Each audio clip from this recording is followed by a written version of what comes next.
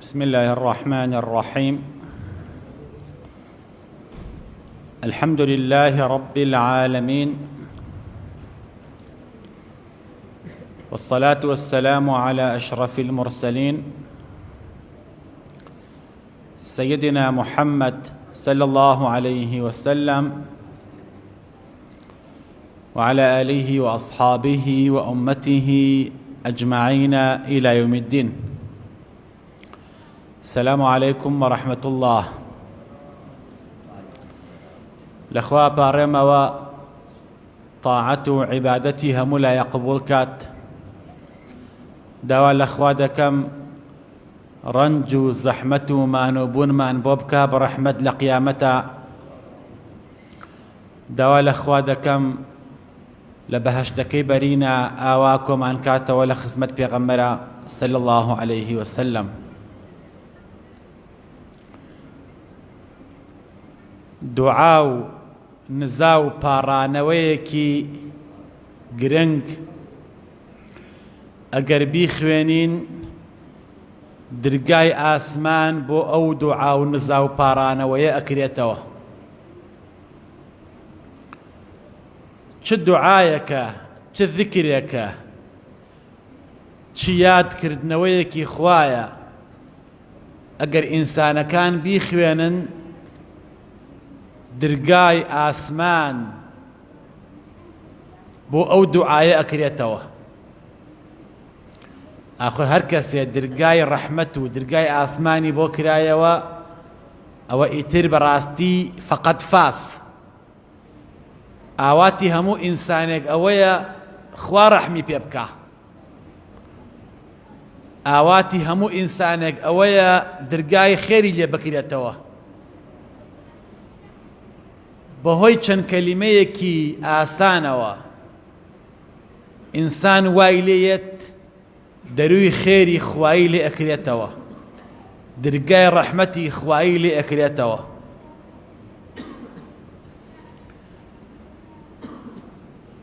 ئیمامی موسلیم لە کتێبەکەیە سەحیحی موسلیم بابێکی داناوە، باسێک بناوي باب ما يقوله في الاستفتاح، باسي أو دعاياني كمروف أيان خوينيت بيش سوري فاتحة. دعاي استفتاح واتد دعاي كردنوي درقاي نوش بيش أوي كابشين ناو فاتحة الله أكبر من دابست ألين وجهت وجهي للذي فطر السماوات والأرض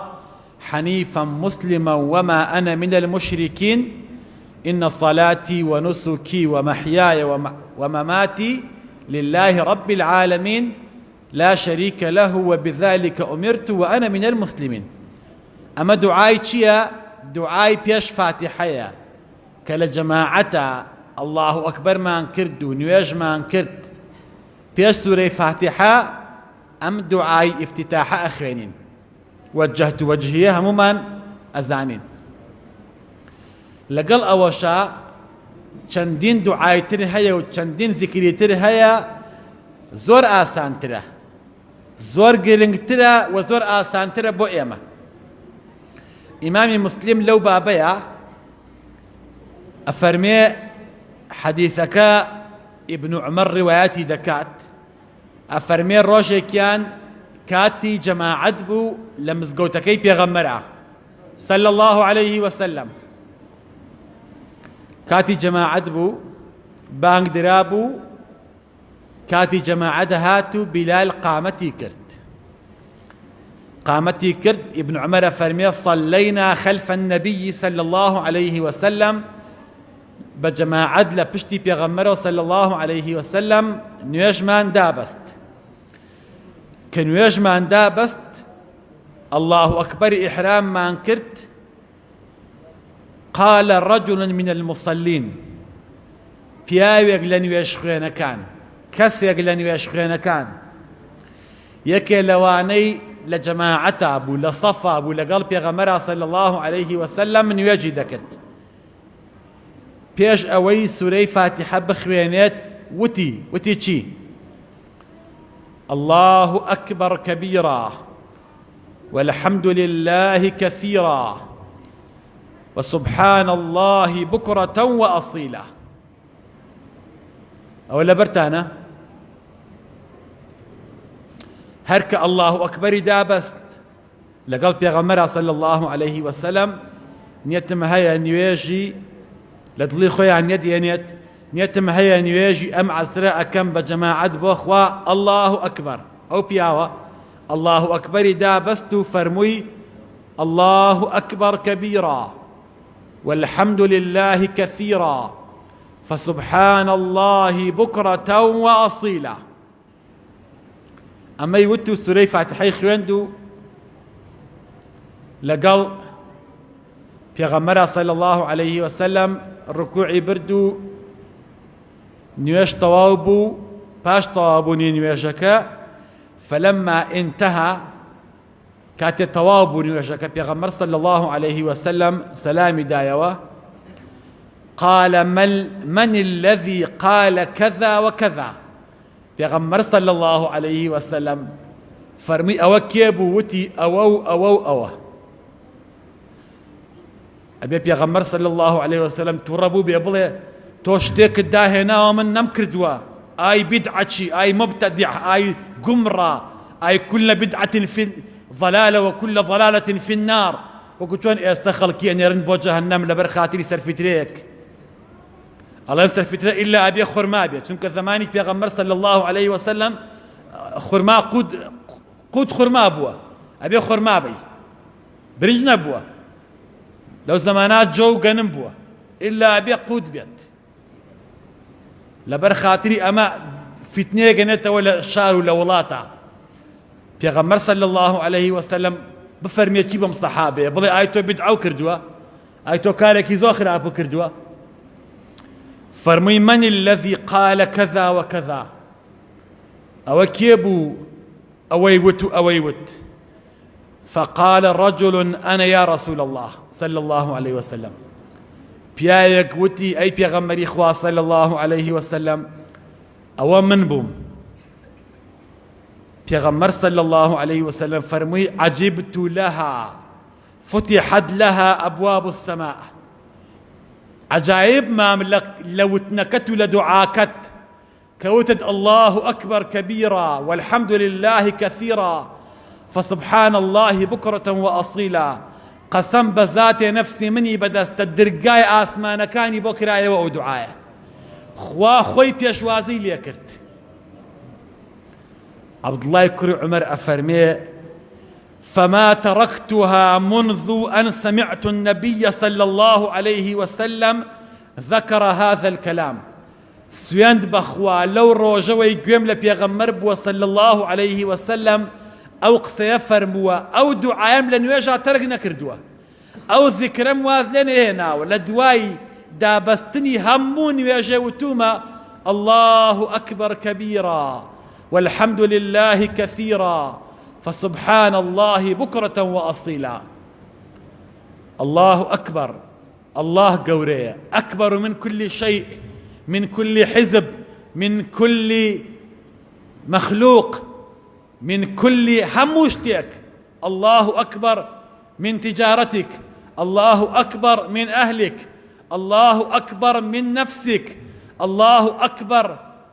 الله فوق كل شيء خوال لسروي هموشتك ويا بعملش بيسلميني الله أكبر كبيرا زور قوريا قوري خوي رب العالمين وصف ناكريه والحمد لله كثيرا سباس وستايش بو خوا بزوري الحمد لله على كل حال سباس وستايش زور سباس وستايش بو خواي پروردگار وسبحان الله بكرة وأصيلا باكو بيقردي بو خوا بياني وإيوارا سبحان الله خوا دكم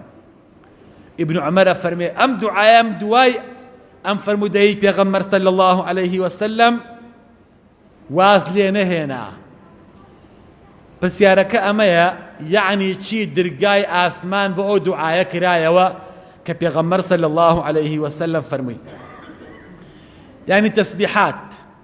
تهليل تحميد تكبير أرونا نزيكي عرشي خوا أرون بو نزيكي عرشي خوا لوي كو أبنوا ككو أبنوا درقاي رحمتي خوايا لأكريتوا پیغمبر صلى الله عليه وسلم فرمي أو تسبيحات أو تهليلية أو الله أكبر أو سبحان الله له دوي كدوي النحل زيك زيك كان وكو زيك زيكي هنج هنج زيك زيك كاجز بيني تانا خو للدوري عرشي خوادا أم تسبيحاته أم سبحان الله الله أكبر لا إله إلا الله الحمد لله يا شيكا دنجي كيلي وديوكو دنجي هنج ناوي خاونكي أبا لا إخواه الله يا رب العالمين أما من فلان كري فلان وتيتي أوا استا من برس كرامة توب ولايتو خواي پروردگار عبدكم چحاجة و پيويستيكي هيا أو عبدك أم خاونكي من أم ذكري وتوا خوايا بوي جيب جيبك أو ذكرانا ناوي خاونكيان أبن أو تسبيحاتا للا إخوا ناوي خاونكي أبا بويا أم ذكره كارك بو أوي كإنسان مبستكاني بو جيب جيب بيت چونك أو ذكرانا ناوي خاونكي أبن لا إخوا أفرمي اقضي حاجته يا الله خوايا حاجو بيويستياتي أم عبد جيب جيبك تاقيك روا كات إمام نيوجي دابست وتي الله أكبر توجوتو الله أكبر نيوجو دابست صبر بقري بلي الله أكبر كبيرا والحمد لله كثيرا فسبحان الله بكرة وأصيلا بردوام وازي لنهني چونك أو ذكرانا أرون درقاي آسمانيان بو أكريتوا دوالا خواي قورا دكم خواي قورا درقاي آسمان بكاتوا بومان إن شاء الله خواي پروردگار زمان من پاراوكا بذكري خوا خواي لو نهمان خوش بيت عاقبة خير من كيت خواي رحم من بيب كيت خواي إيمان من سلامت كيت خوايا طاعت وعبادت من لقبول كيت خوايا بزيو بحال ما نابيتوا خوايا ولات ما ناودان كيتوا ولات من لهمو فتنة فساد بباريزي يا ربي خوايا زمان من باراوكي بذكري خوت بذكري الله أكبر سبحان الله الحمد لله لا إله إلا الله خوايا لسر مرقى لا إله إلا الله محمد رسول الله صلى الله عليه وسلم وردي سرزمان من بيا رب العالمين خواي قال لقناحي باوكو دايك ما نخوش بي لقناحي مردوكان ما نخوش بي خواي شفاي نخوشكان ما نبي قرزي قرزاران دفع بكي مشكلة مسلمانان شار سر بكي اوي شاك خواي شاكي ببكي اوي خراب خواي هدايتي بي اوي باش نابي خواي لناوي بري خواي بإسلامتي بمان جيني بإسلامتي بمان بريني خواي بشفاعتي بيغمر من خي آمين آمين الحمد لله رب العالمين والسلام عليكم ورحمة الله